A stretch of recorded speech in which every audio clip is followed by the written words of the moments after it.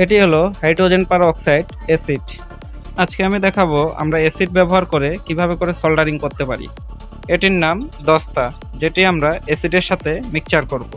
আমাদের কিছু কিছু ওয়্যার থেকে যেসব ওয়্যারে আমরা সোল্ডারিং পেস্ট বা রজন ব্যবহার করলেও সোল্ডারিং করতে পারি না, আমরা অ্যাসিড ব্যবহার করে খুব সহজে সেসব ওয়্যার সোল্ডারিং করতে পারি।